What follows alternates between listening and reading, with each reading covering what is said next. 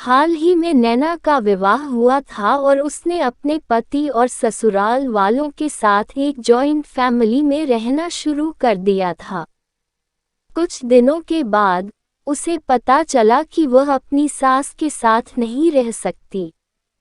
नैना की सास रूढ़िवादी थी, जबकि नैना आधुनिक जीवन शैली जीने वाली लड़की थी। जल्द ही उनके बीच झगड़ने होने लगे। कई महीनों के बीत जाने के बाद भी दोनों में से कोई भी अपना व्यवहार बदल नहीं पाया। समय के साथ साथ नैना और ज्यादा आक्रामक हो गई और उसे अपनी सास से नफरत होना शुरू हो गया। वह सोचने लगे कि कैसे अपनी सास से छुटकारा पाया जाए।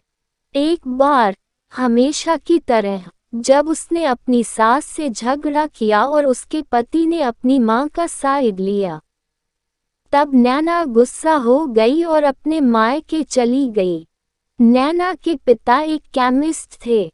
उसने अपने पिता को पूरी बात बताई।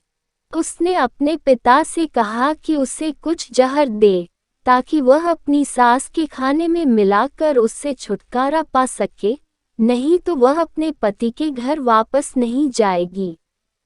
नैना के पिता को यह सब जानकर काफी दुख हुआ और उन्होंने अपनी बेटी से कहा, अगर तुम अपनी सास को जहर देती हो तो तुम और मैं दोनों जेल जाएंगे। ऐसा करना ठीक नहीं है। लेकिन नैना सुनने और समझने की हालत में नहीं थी।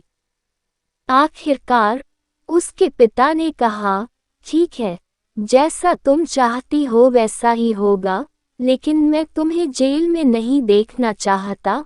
उसके पिता अंदर से पाउडर लाए और कहा, हर दिन जब तुम दोपहर का भोजन या रात का भोजन करते हो तो अपनी सास के खाने में इसे मिला देना।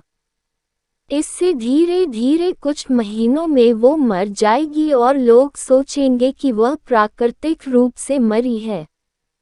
उन्होंने यह भी कहा, क्योंकि किसी को भी तुम पर शक नहीं होना चाहिए, इसलिए आज से तुम अपनी सास के साथ नहीं लड़ोगी बल्कि तुम उनकी देखभाल करोगी, भले ही वो कुछ भी कहे। तुम गुस्से से बात नहीं करोगी और हमेशा शांत रहोगी।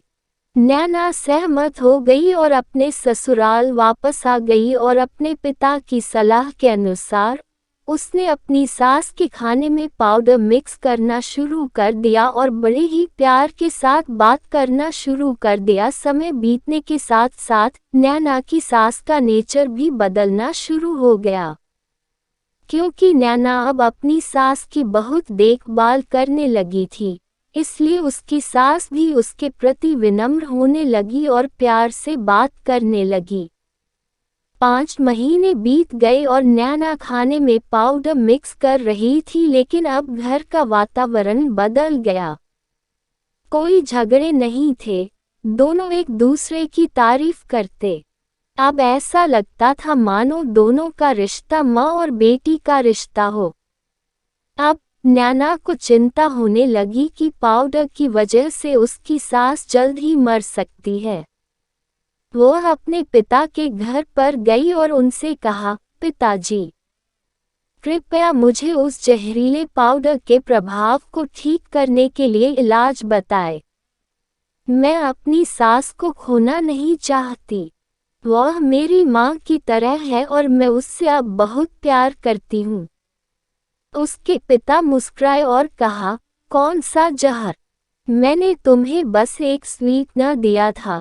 नैना हैरान थी और उसने अपने पिता से पूछा कि उन्होंने ऐसा क्यों किया।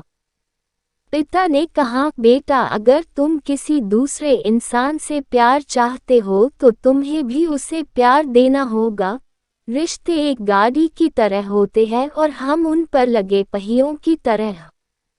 जब तक सभी पहिए ठीक से आगे नहीं बढ़ेंगे तब तक गाड़ी ठीक से नहीं चल सकती।